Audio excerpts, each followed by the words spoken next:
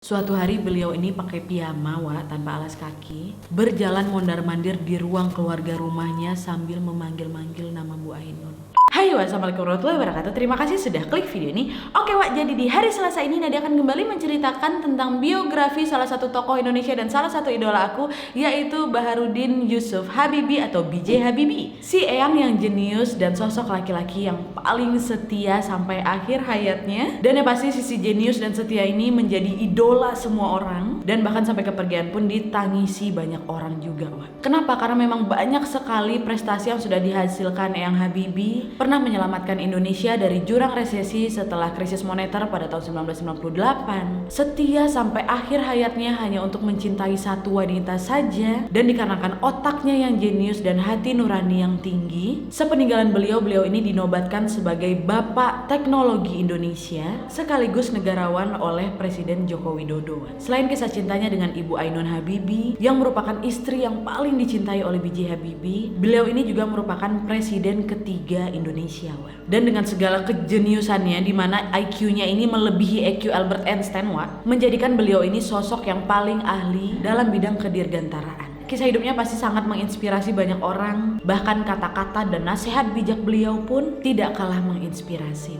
Dan biar kalian tahu, beliau ini benar-benar memulai karirnya dari nol. Bahkan di titik terendahnya pernah Eyang Habibie ini dibilang meninggal dan sudah dimasukkan ke kamar jenazah. Tapi ternyata enggak beliau masih hidup pada saat itu. Itu pada saat beliau ada di titik terendahnya waktu di Jerman. Oke, jadi gimana sih kisah perjalanan Eyang yang jenius ini? Check it out.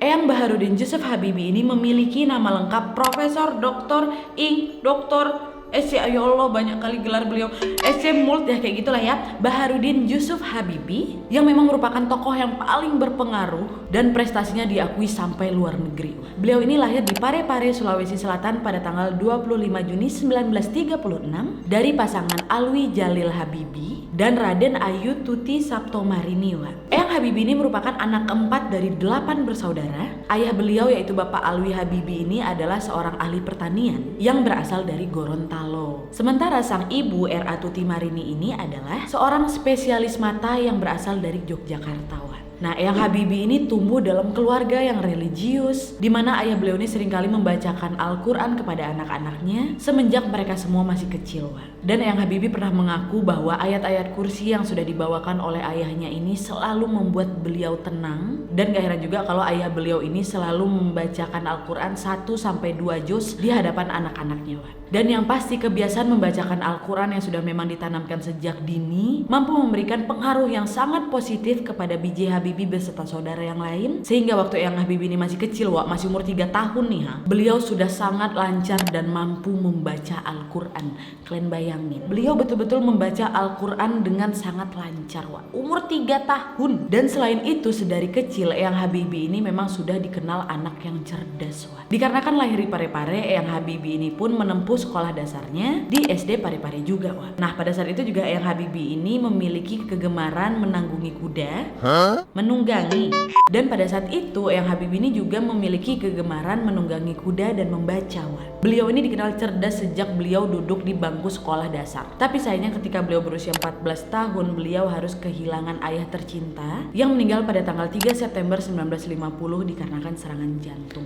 Dikarenakan ayahnya selaku kepala keluarga meninggal, maka ibunya lah yang menggantikan peran ayahnya untuk berjuang secara ekstra untuk membiayai dan menanggung biaya hidup seluruh keluarga mereka. Dan pada akhirnya sang ibu ini memutuskan untuk menjual rumah mereka yang ada di Parepare dan memutuskan untuk pindah ke Bandung. Nah, selama di Bandung, Eyang Habibie muda ini menjalani pendidikannya di SMA Kadago dan melanjutkan pendidikannya di ITB yang pada saat itu masih bernama Universitas Indonesia Bandung dengan mengambil jurusan teknik mesin. Namun hanya 6 bulan setelah menjalani pendidikan di ITB, beliau memutuskan untuk mengikuti jejak teman-temannya bersekolah di Jerman. Dan kehidupan beliau di Jerman inilah yang merupakan titik berat di dalam hidupnya Eyang Habibie. Tapi walaupun kayak gitu, keputusan dari Eyang Habibie ini menjadi batu loncatan terjauh untuk hidupnya. Nah, sekarang bagaimana sih lika-liku beliau selama menjalani perkuliahan dan kehidupan di Jerman? Check it out.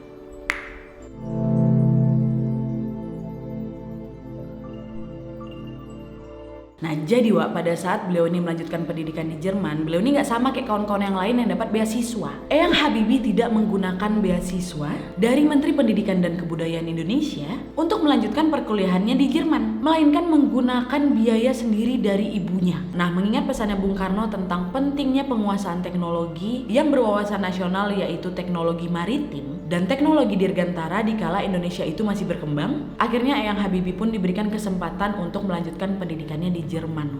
Nah pada waktu itu Indonesia di bawah penguasaan Soekarno gencar membiayai ratusan siswa cerdas dari Indonesia untuk mengemban pendidikan di luar negeri dan menimba ilmu di sana Wak. Nah terus kenapa Eyang Habibie nggak pakai beasiswa aja?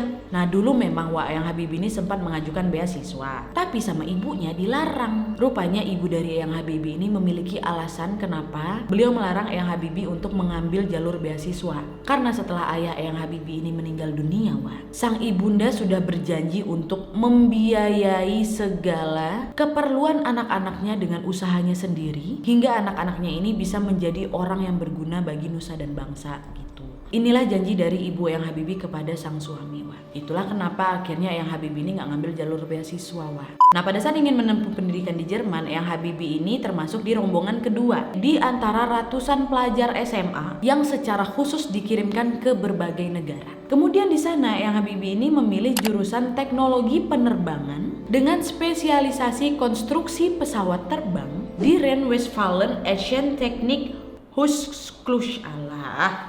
Di Rheinland-Westfalen Asian Technic Hochschule kayaknya.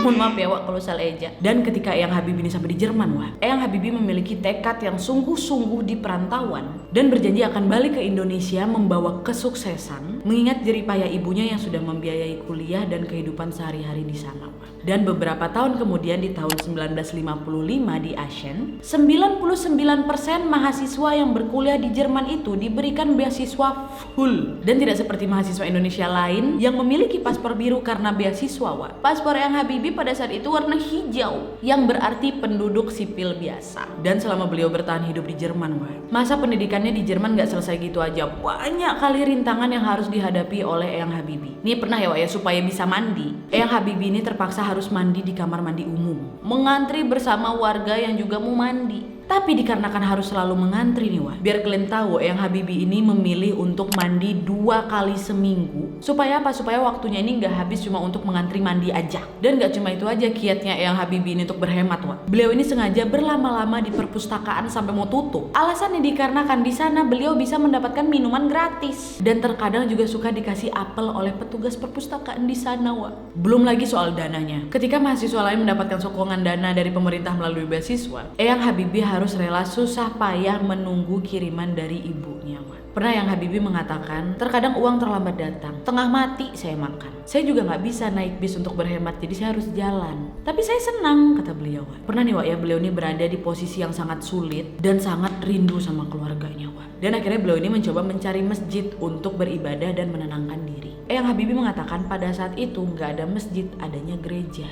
Dan di depan gereja Katolik itu Wak, beliau berkata, "Ya Allah, gedung ini dibuat oleh manusia yang cinta padamu. Perkenankan saya untuk masuk ke ruangan ini dan beribadah sesuai dengan cara dan budaya saya untuk keluarga dan untuk bangsa saya," katanya gitu Wak. Dan dari sini beliau menyadari kemegahan bangsanya, di mana dikaruniai beragam adat, budaya dan agama. Dan Eyang Habibie merasa bahwa Indonesia adalah negara tanpa sentimen sara.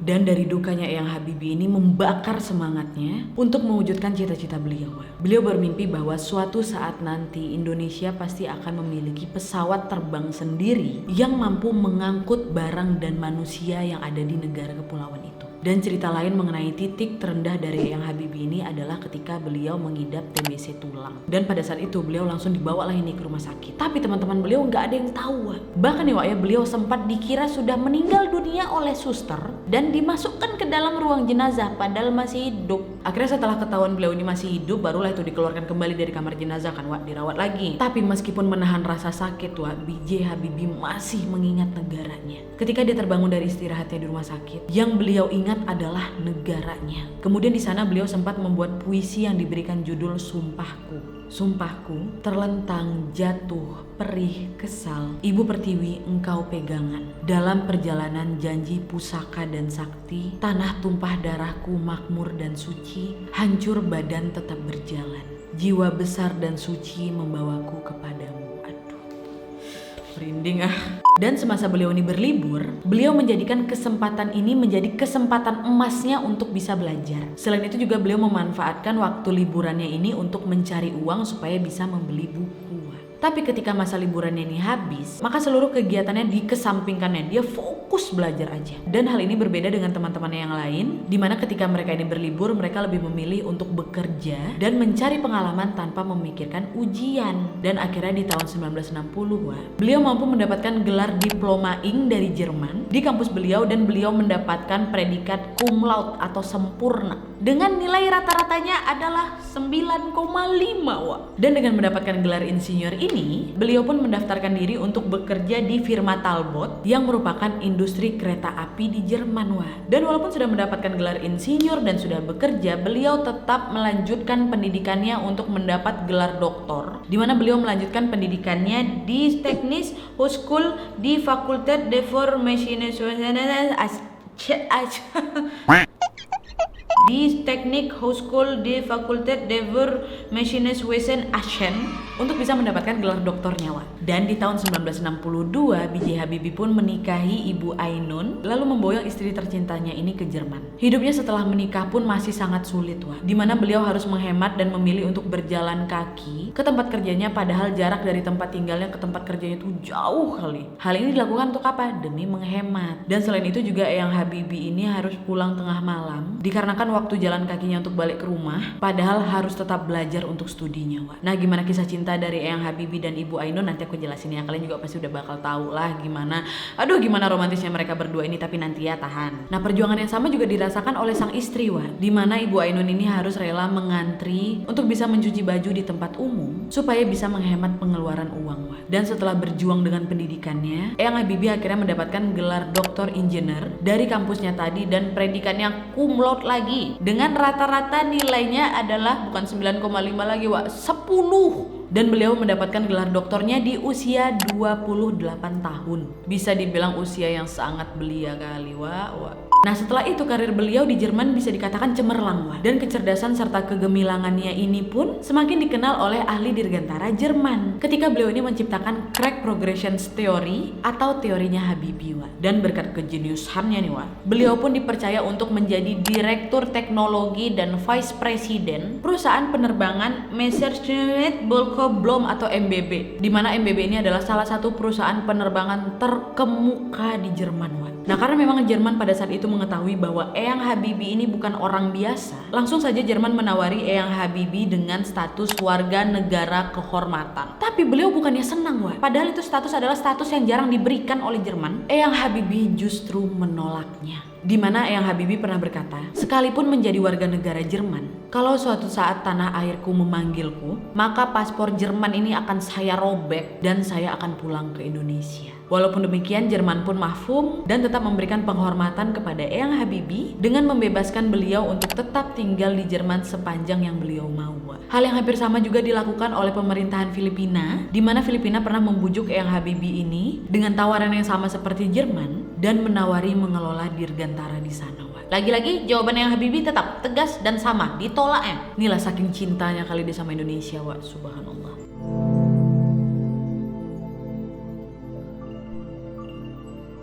Nah, kemudian wak, setelah Eyang Habibie ini kembali ke Indonesia, di Indonesia sendiri Eyang Habibie ini langsung menjabat sebagai Menteri Negara Ristek atau Kepala BPPT dalam waktu 20 tahun dan juga memimpin sebuah perusahaan BUMN industri strategis selama 10 tahun. Dan di tahun 1995 wak, beliau berhasil memimpin proyek pembuatan pesawat terbang yang diberi nama N250 Gatot Kaca, di mana pesawat ini merupakan pesawat pertama yang dibuat oleh Indonesia wak. Dan pesawat yang dirancang oleh Eyang Habibie ini bukan pesawat main-main, bukan pesawat yang dirancang secara asal-asalan wak, melainkan sudah dipikir dan didesain oleh Eyang Habibie secara matang kali dengan ilmu yang beliau miliki. Dan pesawat yang diciptakan oleh beliau ini dianggap sudah mampu terbang tanpa oleng yang berlebihan dengan teknologi yang canggih dan terdepan pada kala itu. Dan untuk melengkapi desain awalnya aja nih Wak, Eyang Habibie butuh waktu 5 tahun. Dan pesawat yang diciptakan oleh Eyang Habibie ini merupakan satu-satunya pesawat yang turboprop di dunia,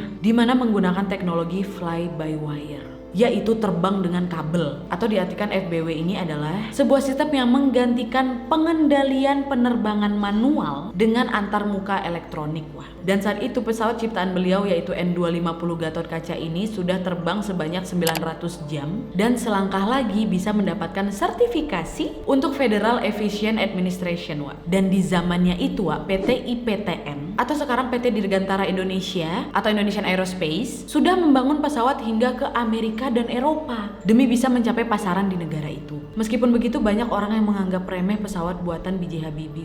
Padahalnya di bawah komando Eyang Habibie, IPTN berhasil memperkerjakan hingga 16.000 orang.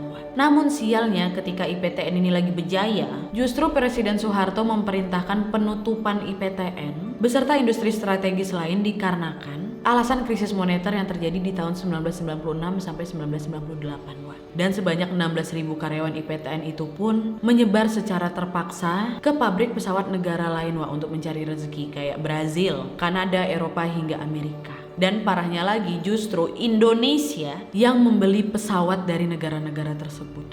Padahal dia bisa bikin pesawat sendiri loh. Aduh, disesalkan. Dan setelah IPTN tutup, Eyang Habibie pada saat itu masih menjadi Menteri Riset dan Teknologi. Dan kemudian beliau diangkat menjadi Wakil Presiden pada tanggal 14 Maret 1998 untuk bisa mendampingi Presiden Soeharto. Namun hanya beberapa bulan saja setelah beliau menjabat, gejolak politik sudah tidak bisa dihindarkan dan sampailah di puncaknya, Presiden Soeharto yang sudah bertahta puluhan tahun ini pun akhirnya lengser dengan pengunduran dirinya pada tanggal 21 Mei 1998. Dan lengsernya Presiden Soeharto ini pun secara otomatis membuat wakil presidennya yaitu B.J. Habibie secara resmi menggantikan menempati kursi nomor 1 di Indonesia, di mana beliau langsung menjadi presiden ketiga Indonesia. Dan pada saat itu Presiden Habibie juga hanya menjabat 1 tahun aja, di mana beliau justru mewarisi kondisi saat Indonesia sedang dalam masa rusuh dan banyak juga wilayah yang ingin melepaskan diri dari Indonesia. Dan memang sih kondisi Indonesia pada saat itu betul-betul memprihatinkan. Namun katanya B.J. Habibie dipaksa untuk lengser setelah adanya sidang umur MPR di tahun 1999. Pidato pertanggungjawaban yang diberikannya ditolak oleh MPR dengan alasan Timur Timur yang lepas dari Indonesia pada saat itu.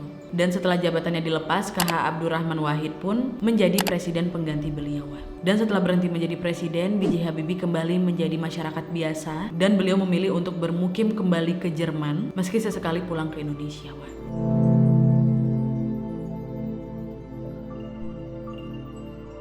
Nah, sekarang kita baru masuk ke bagaimana kisah perjalanan dari cinta sejati antara Eyang Habibie dengan Ibu Ainun.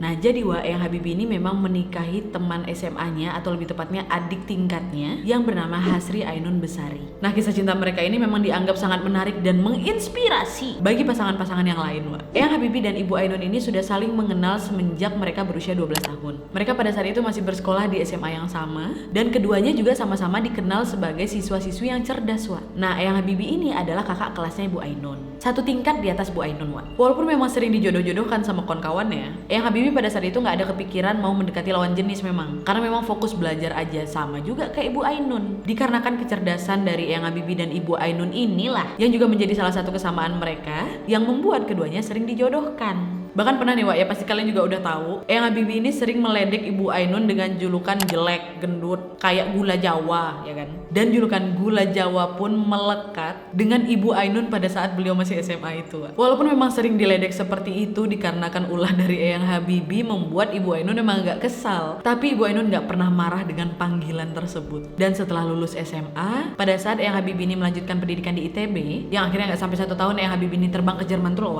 Sementara Ibu Ainun berkuliah di Universitas Indonesia. Nah, hampir 8 tahun Eyang Habibie berkuliah di Jerman, Eyang Habibie balik kampung lah bentar ya kan, mengunjungi Indonesia. Nah, ketika pulang di Indonesia inilah akhirnya Eyang Habibie dan Ibu Ainun kembali dipertemukan. Seolah alam memang mendukung atas perjodohan ini, karena pertemuan keduanya ini membuat Eyang Habibie terkejut saat melihat perubahan Ibu Ainun ketika dewasa. Bagi Eyang Habibie, Ibu Ainun sangat mempesona. Dan seperti jodoh yang memang dipersatukan, Eyang Habibie pun luluh melihat perubahan dari Ibu Ibu Ainun dan benih-benih cinta pun mulai tumbuh antar keduanya, Wak. Yaitu memang awalnya Eyang Habibie memberi julukan gula Jawa, dan setelah mereka dipertemukan kembali berubah julukannya, Wak. Jadi apa? Gula pasir. Nah, dari situlah hubungannya Eyang Habibie dengan Ibu Ainun pun makin dekat sampai berlanjut ke jenjang pernikahan, Wak. Dimana pada tanggal 12 Mei 1962 Eyang Habibie menikahi Ibu Ainun di Rangga Malela, Kota Bandung. Dan saat menggelar akad nikah, Eyang Habibie dan Ibu Ainun menggunakan adat Jawa dan resepsi dilakukan keesokan harinya dengan menggunakan adat Gorontalo. Dan setelah resmi menikah, Ibu Ainun pun ikut dengan suaminya ke Jerman dan keduanya dikaruniai 2 orang anak laki-laki, yaitu Ilham Habibie dan Thorik Habibie. Nah, kisah perjalanan mereka berdua ini aku yakin juga kalian sudah banyak yang tahu melalui film mereka Habibie Ainun kan. Aku sampai sekarang masih merinding loh kalau ceritain mereka nih. Jadi nggak usah begitu aku jabarkan di sini ya. Aku akan menjabarkan beberapa aja yang mungkin kalian nggak tahu dan aku juga baru tahu, dan itu ya Allah sedih. Nah, jadi Wak, memang setelah Eyang Habibie ini berhenti menjadi presiden kan menjadi masyarakat biasa tuh. Akhirnya beliau beserta keluarganya pindah ke Jerman. Dan setelah kabarnya lama tak didengar, di tanggal 22 Mei 2010 ada kabar mengejutkan di mana sang istri yaitu Ibu Ainun yang setia mendampingi Eyang Habibie meninggal dunia di Jerman dikarenakan kanker ovarium. Ibu Ainun meninggal di hari Sabtu jam 17.30 waktu di sana, Wak. Dan kepastian meninggalnya Ibu Ainun ini diperoleh dari Bapak Ali Muchtar Ngabalin selaku mantan anggota DPR dan juga wakil dari keluarga B.J. Habibie, dan hal ini menjadi luka yang sangat mendalam untuk Eyang Habibie, Wak. Karena bagi Eyang Habibie, Ibu Ainun ini adalah segalanya untuk beliau. Bahkan Eyang Habibie pernah mengatakan bahwa Ibu Ainun ini adalah matanya untuk bisa melihat kehidupan, Wak. Ibu Ainun juga merupakan pengisi kasih dalam hidupnya, baik di kala susah maupun di kala senang. Dan selama 48 tahun menikah, Eyang Habibie beserta Ibu Ainun ini tidak pernah terpisah. Karena Ibu Ainun ini selalu mendampingi Eyang Habibie kemanapun Eyang Habibie pergi, dengan rasa sabar dan kasih sayang yang penuh. Bahkan nih, Wak, ya, biar kalian tahu, Eyang Habibie tidak tahu sama sekali bahwa Ibu Ainun ini mengidap kanker ovarium, dan hanya tahu 3 hari sebelum Ibu Ainun ini meninggal. Karena apa? Karena memang Ibu Ainun ini gak pernah mengeluh, dan bisa dipastikan gimana terlukanya B.J. Habibie pada saat itu. Eyang Habibie pernah berkata, selama 48 tahun saya tidak pernah terpisah dari Ainun. Ibu Ainun istri saya. Ia selalu ikuti saya kemana saja dengan rasa sabar dan kasih sayangnya yang penuh.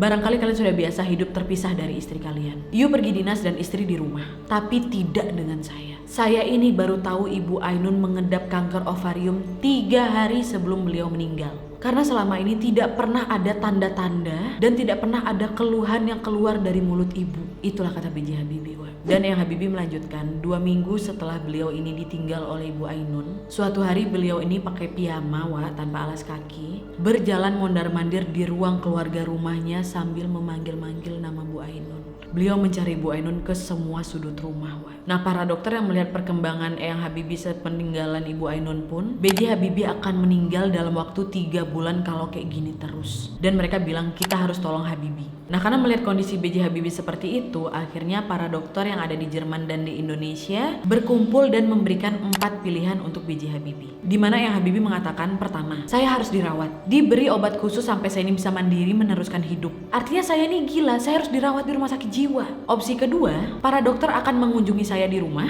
saya harus berkonsultasi dengan mereka terus-menerus, dan saya harus mengkonsumsi obat khusus. Sama aja, artinya saya sudah gila, harus diawasi terus. Yang ketiga, saya disuruh untuk menulis apapun tentang Ibu Ainun. Anggaplah saya ini lagi bercerita dengan Ibu Ainun semasa hidup. Dan opsi terakhir atau opsi keempat, saya disuruh bercerita apa saja tentang Ibu Ainun di depan dokter.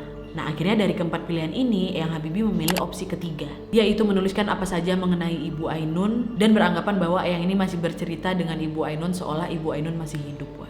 Dan ada juga kisah lain, Wak, di mana Eyang Habibie pernah mengatakan, hari ini persis 600 hari setelah Ibu Ainun pergi, dan hari ini persis 597 hari Garuda Indonesia menjemput dan memulangkan Ibu Ainun ke Indonesia. Saya tidak mau mengucapkan terima kasih melalui surat. Saya menunggu hari baik berminggu-minggu dan berbulan-bulan untuk mencari momen yang tepat guna menyampaikan isi hati saya. Dan hari ini didampingi oleh anak saya Ilham beserta keponakan saya Adri, maka saya Habibie atas nama seluruh keluarga besar Habibie mengucapkan rasa terima kasih sebesar-besarnya untuk Garuda Indonesia yang telah mengirimkan Boeing B747-400 untuk menjemput kami di Jerman dan memulangkan Ibu Ainun ke tanah air Indonesia, bahkan memakamkannya di Taman Makam Pahlawan Kalibata.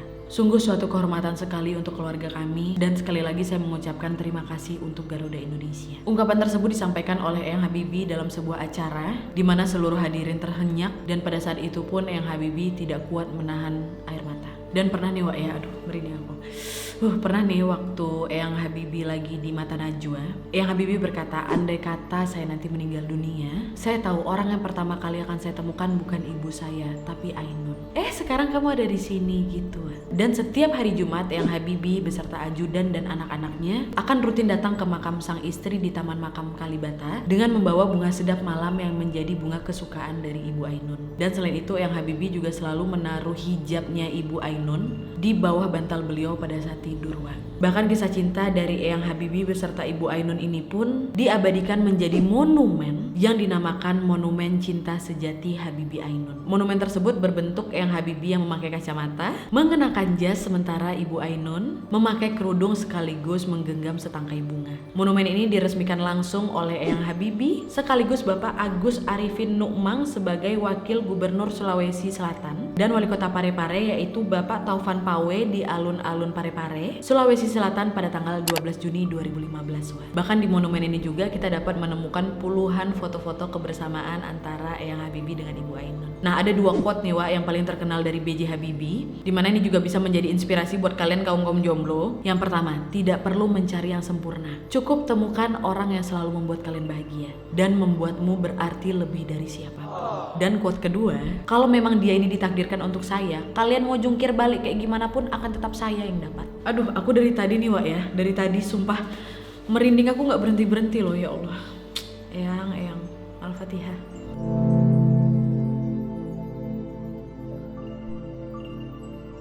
Sampai akhirnya di hari Rabu tanggal 11 September 2019 Indonesia berduka. Putra terbaik bangsa Baharudin Jusuf Habibie atau B.J. Habibie, Presiden ketiga RI ini menghembuskan nafas terakhirnya di RSPAD Gatot Subroto di usianya yang ke-83 tahun. Kepergian Bapak Teknologi ini tidak hanya menyisakan kisah percintaan beliau dengan Ibu Ainun saja, melainkan prestasi gemilang B.J. Habibie semasa hidupnya juga memberikan warisan tersendiri untuk bangsa Indonesia. Dan menurut putranya B.J. Habibie yaitu Tarek Habibie, ayahanda meninggal dikarenakan gagal jantung.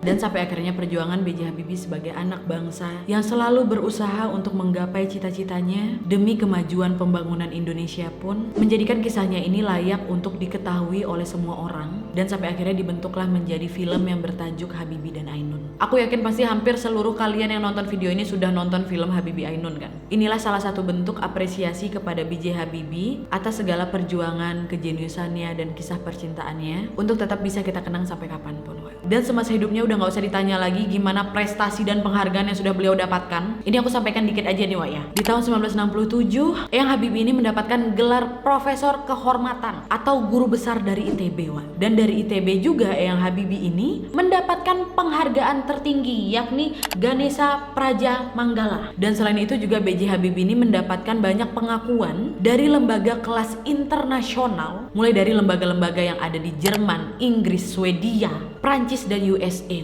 Eyang Habibie juga pernah mendapatkan penghargaan yang sangat bergengsi yaitu Edward Warner Award serta Award for Karman. Dan selain itu juga meski umur pemerintahnya dibilang singkat, Eyang Habibie mampu membuat Indonesia lolos dari krisis moneter di tahun 1998, di mana membuat rupiah yang naik menjadi Rp17.000 per dolar Amerika menjadi Rp6.500 per dolar Amerika. Dan yang pasti masih banyak sekali penghargaan-penghargaan yang didapat oleh beliau ini Wak. Oke Wak, jadi itu tadi kisah perjalanan dari Baharudin Jusuf Habibie atau Eyang B.J. Habibie. Aku yakin kisah beliau ini pasti menginspirasi banyak orang, dan aku juga harap kalian bisa mencontoh kepribadian dari B.J. Habibie ya Wak. Kepribadian yang rajin, baik, memiliki hati nurani yang tinggi, pantang menyerah, dan setia. Dan dari video ini juga aku mengharapkan kiriman doa dari kalian untuk almarhum B.J. Habibie. Semoga beliau tenang di sisinya dan kembali dipertemukan dengan Ibu Ainun ya Wak, amin.